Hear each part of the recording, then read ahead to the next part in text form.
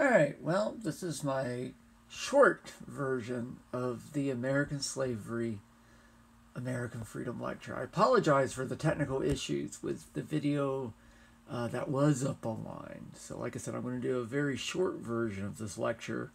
And I'm just using my iPhone and videotaping my computer. So I believe we talked about the opening slide in all my classes, so I think we can skip ahead a little bit. Just a quick reminder, the reason I called this American Slavery, American Freedom is because really to understand American ideas of freedom, you also basically have to understand American ideas of slavery. Now again, I believe we talked about this, so I'm going to run through it again very quickly. The ideas that we have about race and slavery in the United States, of course, originally comes from the English, because the Founding Fathers were originally English before they become Americans. And when the English first arrived, at Roanoke, and then of course later at Jamestown and at Plymouth, they had a hard time. They were absolutely dependent upon Native Americans for food and knowledge and materials. I mean, they were literally eating each other at Jamestown until the Indians helped them. And as we've talked about, the English were extremely proud. They genuinely thought of their culture as superior to other cultures. They weren't used to being around people of a different culture. So this idea that they needed, these people that they considered to be savages, that they actually needed them for help was hard to take. And whenever people, even you and I, when people feel inadequate or inferior, instead of acknowledging that, a lot of the time we lash out at somebody else. It's like a bully on the playground will lash out at somebody smaller or less cool than they are. In a way, that's what we see the English doing. We see this in their records. We see this in their personal letters and diaries. This constant referring to Indians as inferior, that they are so different from the English, that the English are so much more civilized than they are. I talked about how the English were fascinated with the fact that Native Americans divided labor between men and women, and the women farmed while the men hunted and fought, and they seemed to have everything mixed up. And what you begin to see is a huge level of fear and resentment. Now, again, the slide on the right, or the photo on the right there, I purposely have that to remind me and you that, there was real violence, and it was often Native American on English violence.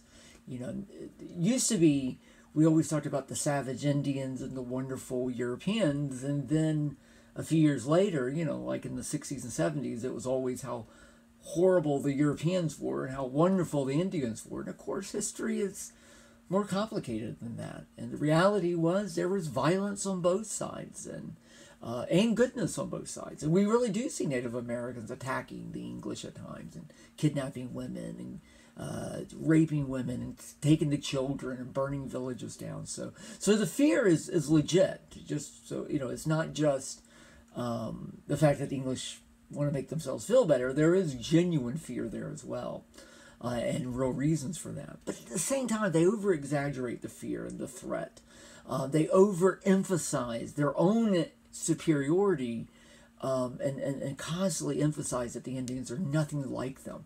And again, very different from what we saw the Spanish do. And what we're really seeing is the development of this idea of us versus them, that those people are very different from us. And what we're really beginning to see is the beginning of an idea that we now call race. So what we start to see is this development of what can be called an American-style racism. It is, it's called that because it develops in the Americas, and it is still basically how in this country we think of racism. A lot of people, you ask them what does racism mean, and they say, oh, it means when you hate another group of people. But that's not true at all. What racism really is just simply linking physical traits, such as skin color, with things that have nothing to do with that. Intelligence, morals, that sort of thing. And the English used it initially to kind of label others as either superior or inferior. So again, when we tend to think of race in our country, we tend to think of black and white, Europeans versus Africans. But sometimes, we forget that there's other peoples there. And so the English ideas of race really develop with Native Americans. And only later is that transferred to African Americans. And by the way, I am going very quick, and I apologize. I know I'm literally holding the phone, so I know it's going to shake a little bit. I'm trying my best not to have it do that. And if you need to pause, I know I'm going to try to go quickly, because I know in some cases you're writing down stuff. Obviously, just pause it, write things down as you need to. So any discussion of slavery and what becomes the United States actually has to start with indentured servants. Again, there is no one form of slavery. So the slavery that we think of, slaves and masters and the whole system, really was based on an older system, a system called indentured servitude. So let's explain those terms. An indenture is actually a contract. It's the written contract. So let's say you're English and you want to get to the New World. It wasn't like it was free, especially once the colonies were established. You had to get a ticket. You had to have somewhere to go. You had to have somewhere to live. And sometimes that's the details we forget about nowadays when we think back to this time period. But this was a way to get over here. So you kind of sold yourself or contracted yourself out to basically a master. And usually, for a set number of years, usually 4 to 7 years, 7 being the most common. I kind of label this like a temporary slave. Not all historians would say that, but I think that's a good way to think about it. You were put up, if you contracted yourself out to a landowner, say in Virginia, they would give you room and board, basically, place to sleep, maybe clothing and something to eat, but you wouldn't get paid. However, when you were freed after 7 years, you were, given freedom dues. And there were certain things that everybody had to get. But every colony had its own rules about this. But you usually got some kind of goods, almost always got some sort of land. And ideally, you got done with this, with some job skills. So again, if I was a landowner and I have a plantation, I need people to work the land, farm it, harvest it. Also might need carpenters and blacksmiths. And, there's not many people to hire. So I'm willing basically to pay somebody over in England to find me somebody willing to work for me. So I'll hire a contractor. They'll go out and find people, sign them up. I'll ship them over. They'll work for me. And after 7 years, they'll be free. And I might give them some land. In Virginia, you usually got a few acres. You got a horse and a gun. In other places, you might get a blanket, or you might get $50 or pounds. But that was part of the contract. So this is what a contract looks like. This is an actual indenture. And I know it's a little bit hard to see on this video, but this is a little bit of boilerplate, meaning, there's a lot of it's printed. It's just what you always see.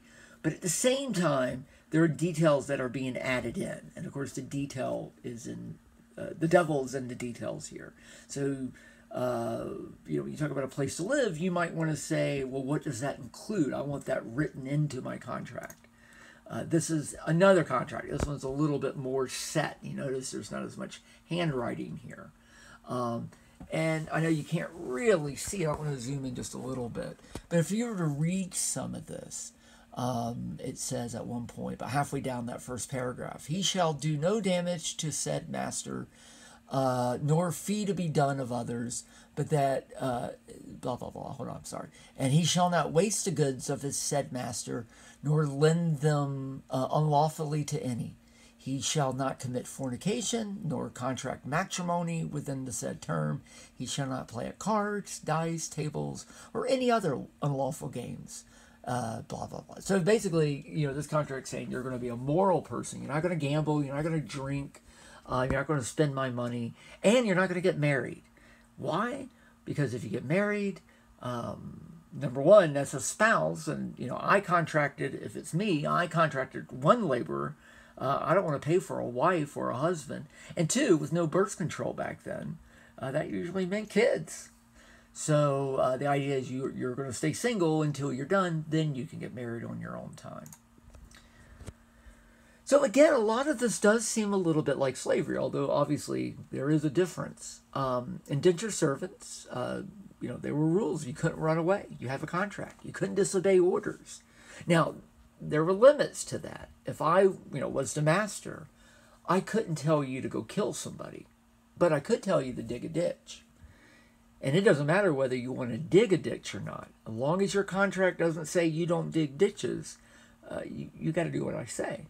You can't marry. We've talked about that. And you can't quit. You got a contract. If you do break some of the rules, and I may have my own rules also in that contract, I can punish you. And again, a lot of the punishments we associate with slavery actually began with indentured servants. And keep in mind, as horrible as slavery could be and as violent as it could be, also keep in mind the period in which slavery developed. I mean, the 15 and 1600s were pretty rough periods. Even kids, your parents would beat you, spouses would beat each other. This was not a nice period. And some of these punishments, might be a public beating. I might brand you, literally with a hot poker. I might cut a finger off, cut an arm off. Might nail your ear to a wall. These are all common things to have done. It wasn't supposed to kill you. However, if I accidentally killed you, which did happen, I probably wouldn't get in trouble. Here's where it's different from slavery, though. As an indentured servant, you do have rights. You can sue your master. You are guaranteed a good place to live, And again, you have that contract, so you do have some rights. Now, again, one of the reasons we talk so much about indentured servants, not only is it the foundation for later slavery, but it really was how most colonists came over in the 1600s. It was, the main labor source. I mean, anywhere from half to 2/3 or 3/4 of everybody came over started out as an indentured servant. Most of them were young, single, mostly males, so 6 males to every female. Again, like everything else we've seemed to talk about, at first, very high death rates. Not only are people getting used to the new world, but the working conditions were rough. But again, we tend to think of these colonists coming over for things like religious freedom. We always think of the pilgrims, but really this is about making money. These are people who cannot make money back home. They can't survive. So they're doing this. That's what we mean by material motivation. And again, about 90% of all immigrants in the world, that's why they're doing it. And one thing that you always hear is that these are the poorest of the poor, the most uneducated criminals, when the reality is that it really is a cross-section. Some of these people come from rich backgrounds. They just hit hard times. So we see all kinds of people becoming indentured servants. Okay, that's enough of indentured servants. So when do we actually get enslaved Africans to the New World? Again, Jamestown starts in 1607. There were no slaves. Unlike with the Spanish, where they had both slaves but also free Africans with them. The English are just English. That's it. It wasn't until 1619 that a Dutch ship, meaning coming from Holland, a Dutch slave ship literally was trying to get to St. Augustine, and then they got lost, and they wound up near Jamestown. So they needed food and directions, so they stayed at Jamestown for a day, and they had 20 slaves with them, African slaves. So they traded those slaves for food. And those are the very first African slaves in what is now English America, later to be the U.S. Well, what's interesting here is not only is this the beginning of what will later become, truly slavery, but it's also the reaction of the English. Again, you would assume, based on our history, that the English would be thrilled. Yes, they finally have black people. They're gonna put them to work. Obviously, I'm being a little sarcastic there, but what's interesting is that the English didn't know how to think. They didn't have any preconceived notions of Africans. So their reaction wasn't negative necessarily, nor was it necessarily positive. In fact, we know a little bit about these 20 slaves. We know that some of them will remain slaves until they died. Some of them are servants. Now here's a tricky thing. In the English vocabulary, back then, servant and slave could mean the same thing. Or a servant could just simply be a servant. So in some cases, we're not sure if they were servants or really slaves. But we do know that some of them were free and were treated as fellow Englishmen. I'm going to tell you a little bit more about one of those in a minute. But again, the idea here, that the interesting part here is that, again, racism, racial conception, slavery, none of this was set in stone. These are ideas that develop over time. And again, this is just real quick. I think we all know this, but there were 13 colonies, and slavery existed in all the colonies initially. Now, what's funny is that Georgia, founded 1733, was founded as a free colony. It was supposed to be free of slaves. But in less than 10 years, Georgia, of course, started using slaves for economic reasons. There are differences between the slave systems, though. Even though we're going to today just talk about slavery as one thing, if you study slavery, you'll learn very quickly that depending on where you were as a slave, you lived very different lives. In the South, we're talking Maryland and below. We're talking mostly cash crops, plantations. We're also talking very, very harsh conditions. A lot more humid, more bugs, more snakes, more diseases, harder work. And that's where the vast majority of slaves would have been, probably easily 80%. In the North, and here we're talking New England, never many slaves at all. And mostly what they were doing there is small-scale farming, artisan work like blacksmith, silversmith, working on ships. Never very many. And often you may have literally been the only slave on a farm. And then the middle colonies, here we're talking Delaware, New Jersey, New York, maybe Pennsylvania. Here, again, it's going to be a kind of a mix between North and South. But again, initially, slavery will be in all the colonies. Around the time of the American Revolution, though, that will change. It will become a Southern thing. So why do we go from indentured servants, 1600s, to by the 1700s, African slaves? I mean, why do we see the switch? And we see this in the late 1600s. Well, there's a few reasons. One is, again, people willing to go into indentured servitude. Remember, that was a choice. Once you get to the late 1600s, the English economy gets much, much better. So there's less of a need for people to do this. They have other choices. They have other colonies to go to. So there's more jobs. So people just aren't simply willing to do it. So the number of indentured servants starts to go down. Also, those racial attitudes are beginning to set in. There is this idea of what is black work versus white work. Many Englishmen aren't willing to do certain types of work. So they say, well, let a slave do that. Let an Indian or an African do that work. I'm not doing that work. So there's work that needs to be done, but you have, Englishmen not willing to do it. You kind of see that here in our society. We have a lot of immigrants, some of them undocumented. And yet a lot of the jobs they're doing are the jobs you and I don't want to do, which is why immigrants are doing them. And it's kind of the same thing here. And finally, to be blunt, slaves were cheaper. To buy a slave was not cheap at all. In fact, mostly only rich people had slaves because they could afford it. But what I mean is that over the long run, slaves are cheaper. Indentured servants, you have to free them every so often. Then you have to go get new ones. And when you free them, you have to give them stuff. When you own a slave, by the time of 1700, you own them for life. You own their children and their children's children. So if you invest enough, they are, to put it in a very blunt, ugly way, they were a renewable resource. So in the long run, they were cheaper. And keep that in mind. Even though slavery could be cruel and all that, it was an economic system. It does always end up going back to economics in the end. All right, let's talk a little bit about some of these slaves. This is Anthony Johnson. We don't know his original name. This is his English name. Anthony Johnson was one of those original 20 slaves in 1619. He shows up in the record several times. The first time he shows up after he arrives is a few years later, and he's free. We're not sure how, but he is free. And he's a small farmer in Virginia. He later gets married to another African woman who is now free.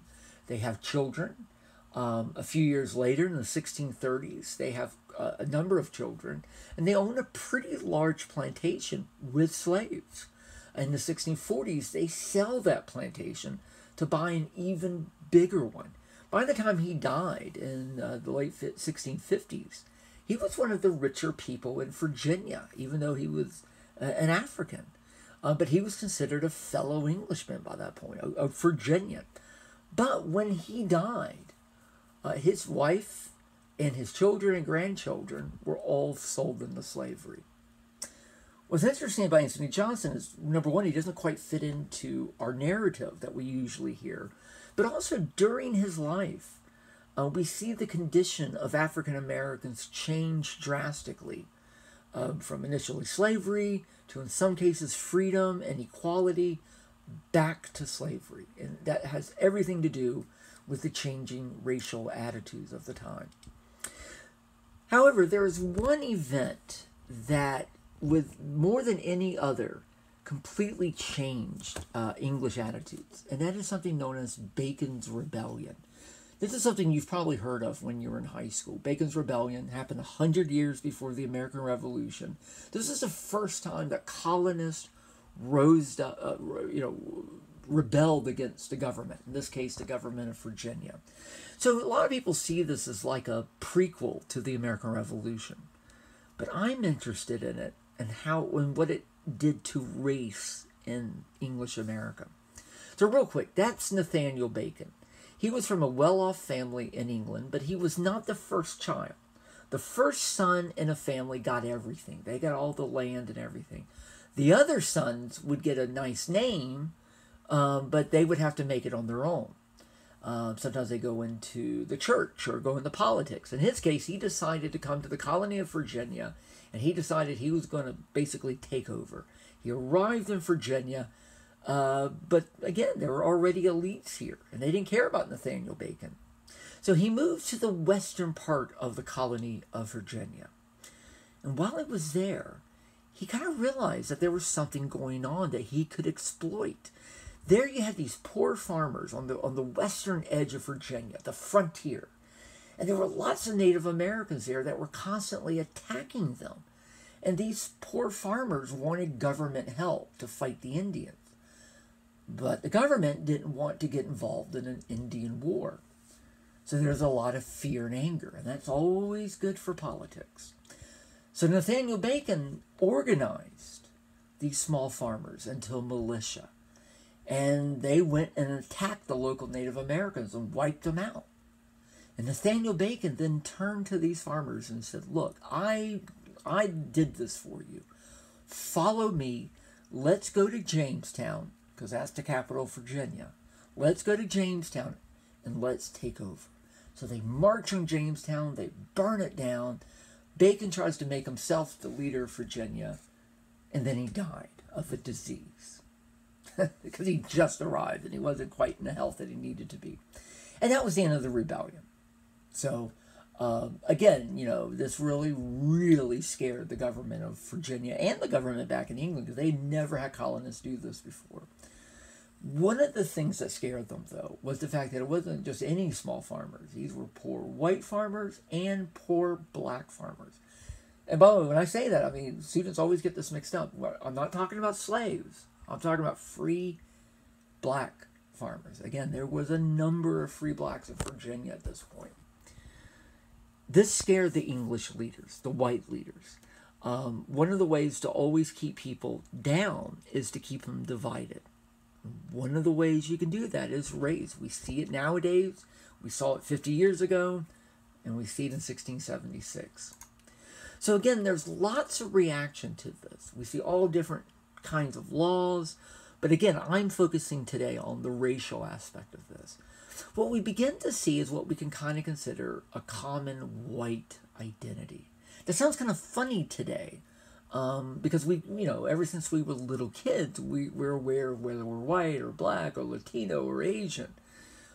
But again, of course, the little kid isn't born thinking about themselves as white or black. That's something they have to learn. And actually, throughout much of human history, they never thought in terms of black or white. So, in other words, that's something that has to be created. And this is about the time that we see this kind of idea develop. I mean, around this time is when we first start seeing terms like black or white, or in some cases, Negro and white being used. Now, again, partly what's going on here is you have some pretty rich colonial leaders and some really poor colonists. So again, one of the reasons for this rebellion was about class. So if I'm a white leader, an English leader in Virginia, first thing I'm going to do is try to make every other white English colonist feel like they're one of us. In other words, I'm going to say things like, why are you fighting with those people? Those people, meaning black people, aren't like us. I may be rich, you may be poor, but we're white, so we're the same. Which we're not really the same. I'm a rich colonial leader, you're a poor farmer. Our lives are very different, our needs are very different. In fact, you have more in common with your fellow black farmer than you do with me. But I'm going to convince you that we are really the same because we're white. And again, today, what we might call identity politics is very common. This is when that began. We also see a hardening of racial attitudes come about because of this. There's a lot more talk of the inferiority of black people, in other words. In other words, those attitudes that we talked about with Indians, this is when they get transferred to African Americans. The slave laws get much tougher. And those African Americans who are free, their lives become a lot stricter. So this is when we're starting to see kind of the racial caste system develop. What I like to do, and again, if you are writing notes down, you don't have to write what the next few slides are. What I want to do is go through some of the laws of this time period, and we can trace how these things changed over time.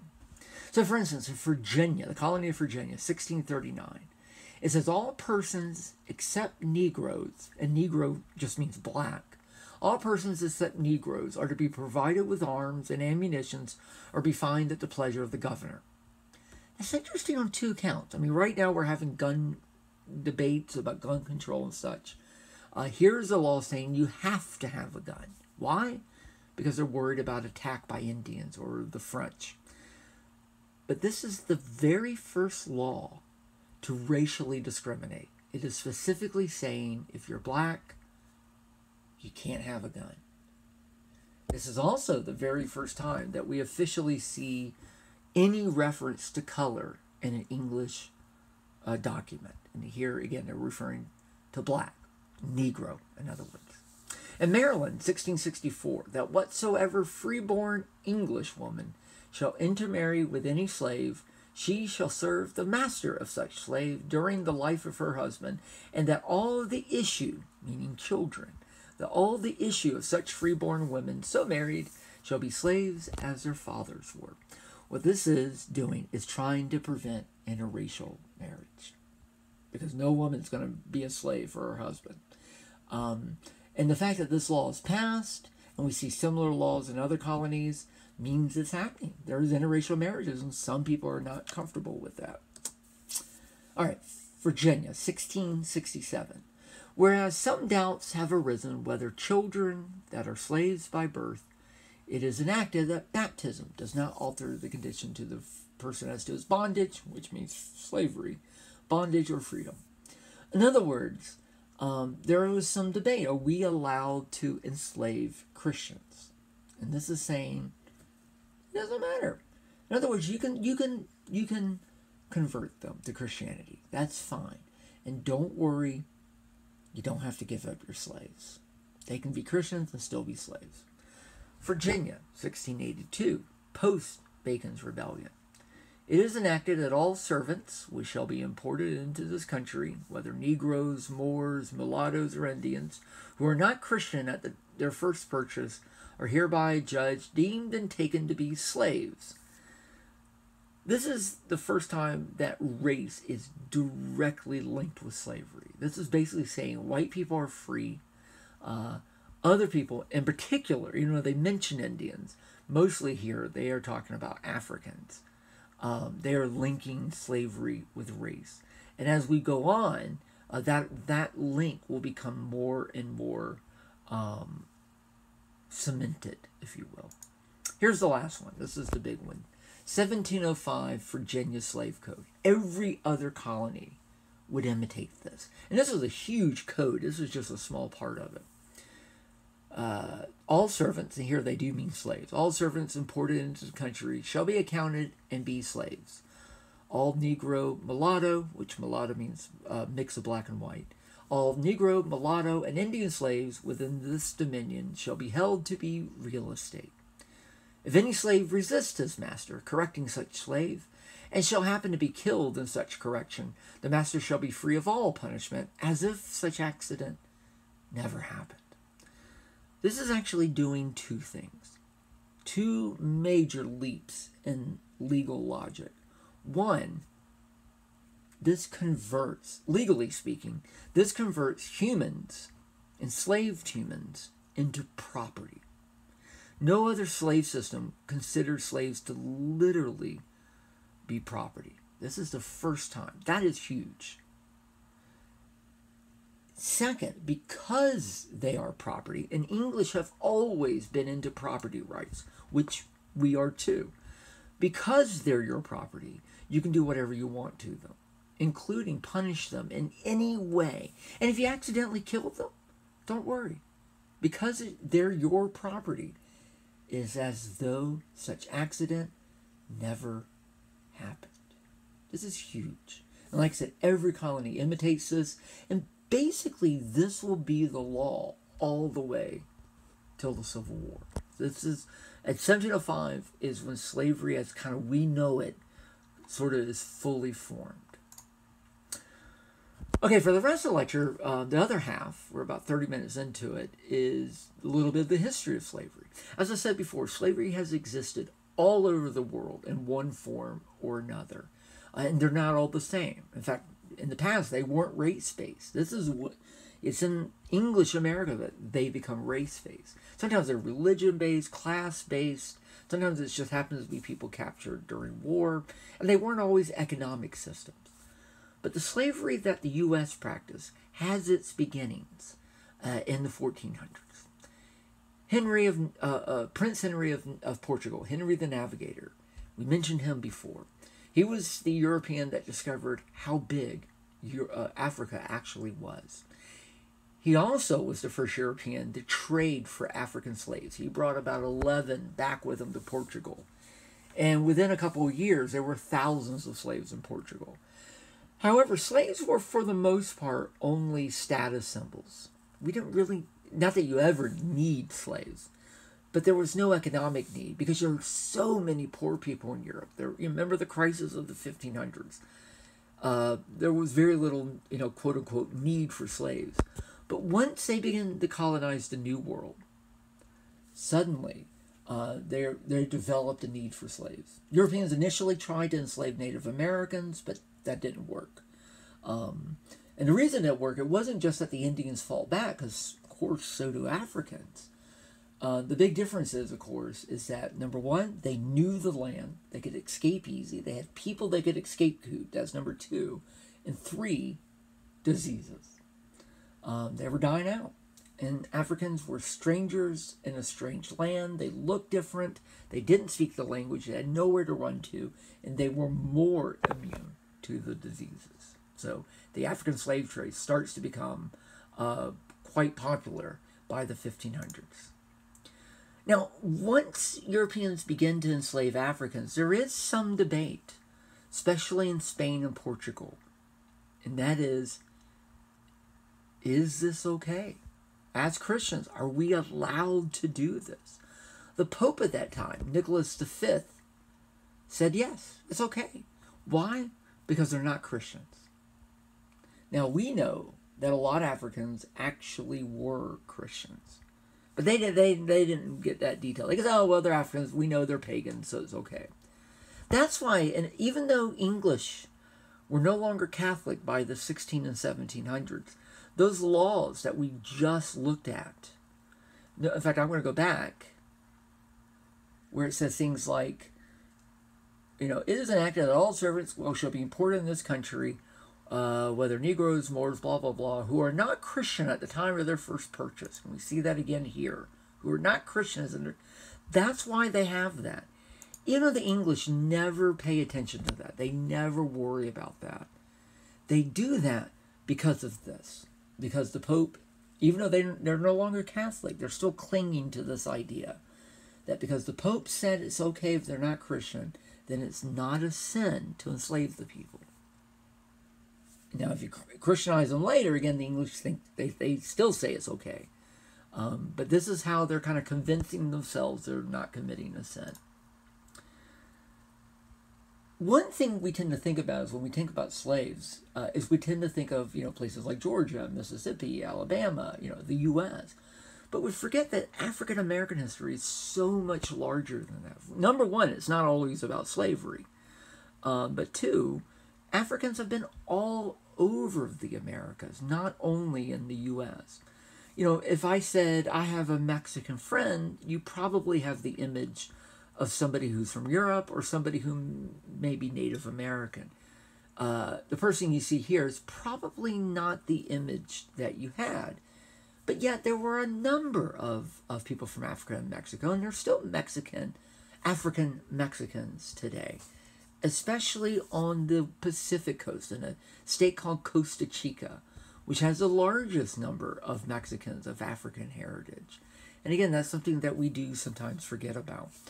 On Georgia View, I have a video of a song from the 50s called La Bamba, a very famous rock and roll song, first Spanish language American hit. And yet it's a song that goes all the way back to the 1500s. And it's a song that originated with Africans. So if you really want to study slavery in the Americas, you really shouldn't be looking at the U.S. You really should be looking at places like Mexico. In Veracruz, Mexico, 50% of all slaves came through Veracruz, Mexico. In fact, the very first slaves in the New World go back to 1502. But we're just talking about a few slaves at that point. But 1520, we start seeing major shipments of slaves into places like Cuba and, of course, Mexico. Once the Aztecs are conquered, later the Incas, you have all those silver and gold mines. You need labor to do that, and a lot of that labor was African slavery. And again, there were many, many more slaves to Mexico than there ever was to the U.S. Oops. Sorry about that. One other thing is, again, we're talking about slaves here, but not all people of African heritage were slaves. A number of Spanish conquistadors, Spanish conquerors, were black. We see enslaved Africans, but also a lot of free ones. This is a drawing by Aztecs. And if you look there, on the left, you see someone who is clearly of African heritage there. There were black conquistadors like Juan Garrido, who helped conquer the Aztecs. He went on to conquer other groups. And when he died in the 1550s, he was one of the richest of the Spanish colonists. When Hernando de Soto came through, he had free black conquistadors with him. So again, I think sometimes we do have to expand our vision of black history sometimes to include more. Okay. What this is this drawing, this would be found painted on a wall, say at a courthouse. The Spanish kept very detailed records. And one of the things they kept records of, we're talking census records and baptismal records and tax records. But one of the things they paid a lot of attention to is who the people were. In other words, what we would call race. So, when you went to, say, a courthouse to do your census, to count yourself, you were expected to identify yourself by, they would say caste, we would say race. And you may not know what that is. So they would have these paintings on the wall. And they would, and what they show, here's a close-up of one. They show two parents and their child. So here you have somebody who is Spanish. You can see on top it says Espanol and E Negra. So a Spanish and an African. And their child is called a mulatto. And so what you do is you look at these paintings and you go, oh, okay, let me find my parents. My parents look like these people. So that kid must be me.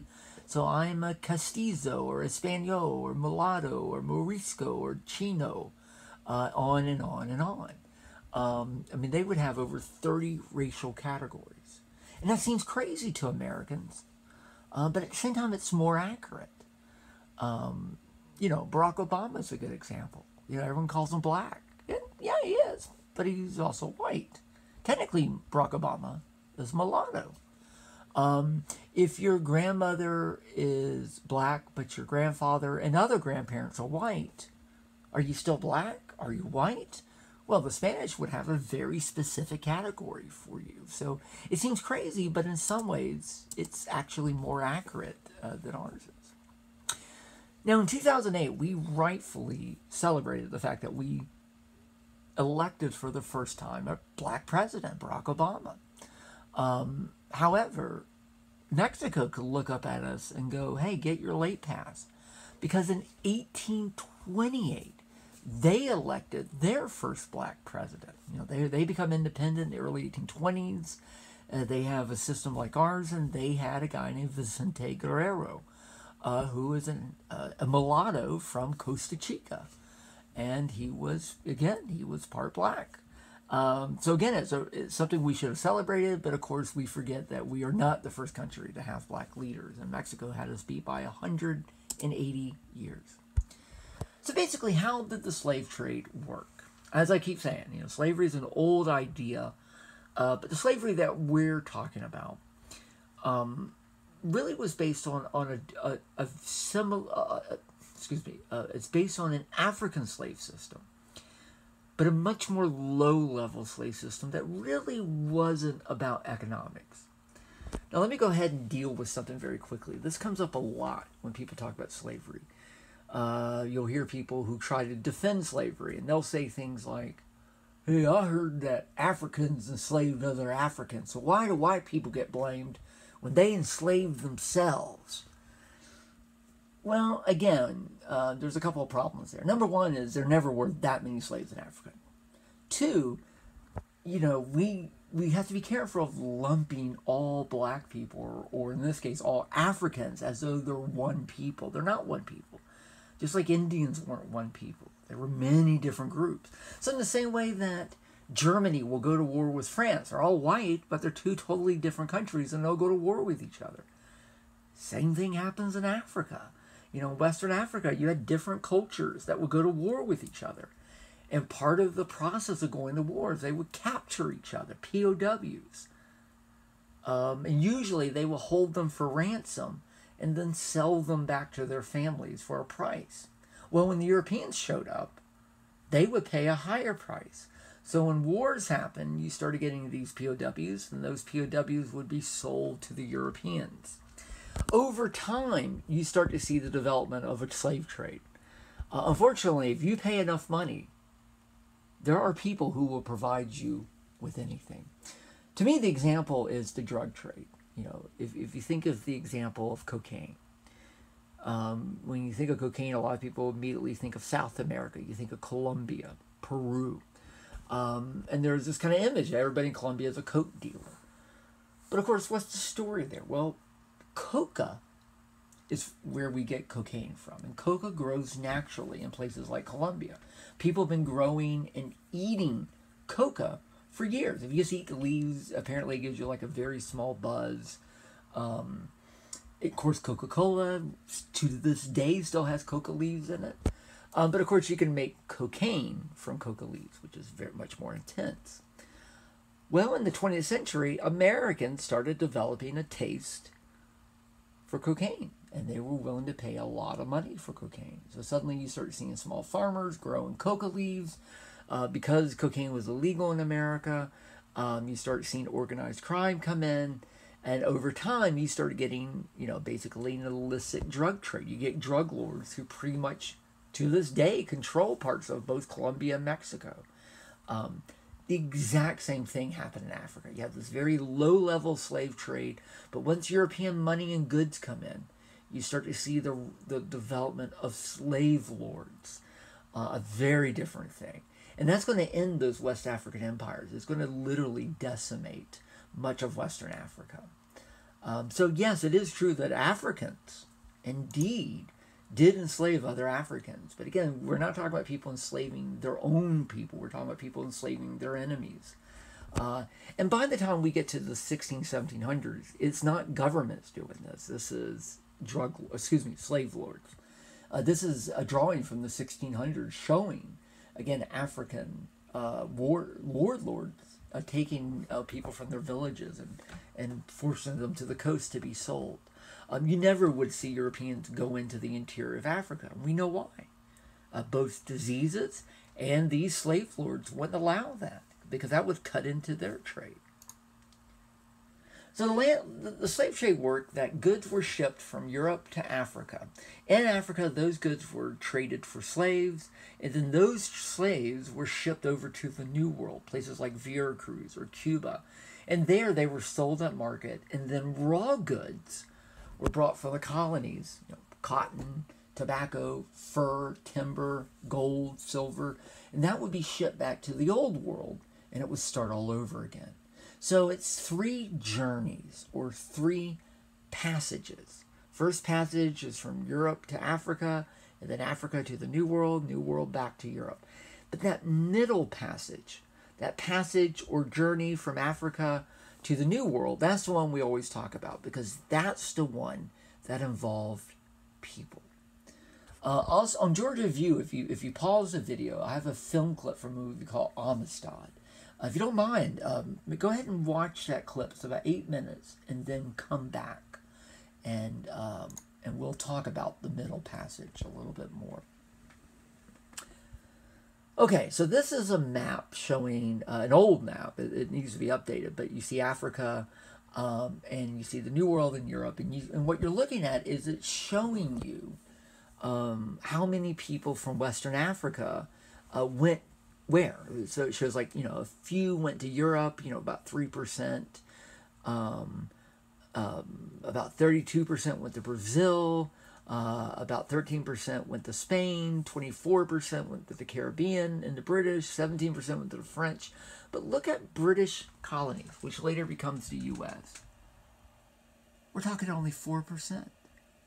Isn't that surprising that only 4% of all slaves actually came to what is now the United States? And yet, we're the ones everybody talks about for slavery. And so students always ask, why? There's 2 reasons. One is, we're the U.S. We're the land of freedom. All men are created equal. So it is a contradiction that we had slaves. So because of that contradiction, we tend to talk about it more.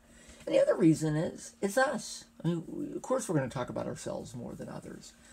In a way, it doesn't matter whether other countries had slaves or not. We did. But the other question is, why so few? And why so many elsewhere? And again, there's 2 main answers. And they're really the same answer. It is incredibly dangerous, the work these guys were doing in the Caribbean and in Central America. The treatment was harsh. The punishment was harsh. The environment was harsh. The death rate was astronomical. So basically, we're talking about slaves needing to be replaced every so often. Well, the slaves that are coming up to North America, not that it was nice. Of course it wasn't nice. But it was better. It was safer. If I had to be a slave, God forbid, and I got to choose where, I would have picked North America. I would have had a better chance of survival there. And again, we can see that with these numbers. So, middle passage. We now know, based on modern documents and tabulations, there were about 35,000 voyages. Altogether, about 12 million people were brought over from 1500 to 1820. The death rates were through the roof on these incredibly dangerous journeys. They were, as you saw from the video clip, they were packed into ships. Again, this is all about making money. So you don't want to make these journeys comfortable. That's a waste of money. Feed them the bare minimum. Pack as many as you can in, because all you have to do is get them to market. They don't have to be healthy. They just have to make it to market. And as you saw in the clip, if they have diseases, in the clip they all have, some of them have smallpox, hence they're thrown overboard, you get rid of them so they don't infect the rest of us. Again, it is incredibly inhumane. But this is why we always talk about the Middle Passage. And for many, many slaves, they would have gone through this. And if they didn't go through it, their parents and grandparents did. This is something that, there would have been a living memory of this during slavery. And again, this is a diagram from one of those books, basically showing you how to pack the slaves. So this is how you would put slaves on a ship so you can make, have as much room as you possibly can. All right, very quickly, let's compare and contrast. You have all this in your notes already, but because there will be a question on this on the exam. So again, for slavery, it's for life, your property, so you can be bought and sold. No one chooses to be a slave. Over time, it becomes more and more race-based, and it does increase after the 1670s. Indentured servants, it's for a set amount of time. You're not property, you're a person. Only your contract can be bought and sold. Usually it was a choice. Every so often it could be a punishment, but almost always a choice. And generally we're talking Europeans, mostly British, and it starts to decrease over time. One more thing I want to quickly talk about, and that is, in the case of the colony of Florida, it's one of the only places in the world where we see two very different slave systems, the English slave system and the Spanish slave system. They kind of clash. Because, of course, you have Spanish in Florida, you had English up in the Carolinas and further north. Georgia was not a colony quite yet, and it's sort of this no man's land. The Spanish did slavery as well, and of course they could be quite cruel, very dangerous. But just like with Indians, they didn't see Africans as something other. Even if you were a slave, you were still considered a person under the Spanish, and you still had some rights. And if you converted to Catholicism, they encouraged masters to free their slaves. So we see, again, a much more blended society. And of course, also, the Spanish and English are competing with each other. The Spanish want the English gone, the English want the Spanish gone. And slavery is one of the ways they compete. So in 1733, the colony of Georgia is founded. And the Spanish are very upset over this. They consider Georgia part of what we now call Florida. So Fort Mose was created. It is a fort just north of St. Augustine. St. Augustine, of course, the main Spanish colony. And it was free blacks. It was a buffer, to kind of protect St. Augustine from English invasion. But here's what's interesting. The Spanish put out a notice, and they said, any English slave that wants to come to Fort Mose, if they can escape, they can come to Fort Mose. They will be free, they will be trained as soldiers, and they will be given a gun. So if you're a slave in the New World from Africa, again, where do you run to? There's nowhere to run to. But now, if you're an English slave, for the first time, you have somewhere to run to. And that's what Fort Mose is. And of course, the English are not going to be happy about Fort Mose. What it leads to is the first major slave rebellion in English America. 1739, on Stono Island in South Carolina, a huge slave rebellion erupted. And it was violently put down. This scared the hell out of the English, because the English had begun to believe that Africans really were inferior, and that they couldn't plan things like this. Obviously, this was well orchestrated. Slaves obviously didn't want to be slaves. So what we begin to see is much harsher slave laws after this. At the same time, we see not only harsher slave laws, but fears of slave rebellions. But we also see the English coming down to Spanish Florida and doing everything they can to get rid of the Spanish. They burned down St. Augustine to destroy Fort Mose, and by 1763, Florida will be a British colony. Everybody realized, everybody forgets that Florida was the 14th colony during the American Revolution. It's the colony that didn't rebel. But I do want you to know a little bit about Stonewall Rebellion. It's almost completely unknown today, but yet it's actually quite important. And in fact, it's one of the reasons Florida even becomes English. Okay, I try to be as quick as I can. It was just under an hour. Usually I do this over 2 full days in class, so this is a little bit quicker. I apologize, it's a shaky camera video, phone camera. But again, hopefully that worked and you could get some of the information from this. Okay, thanks guys.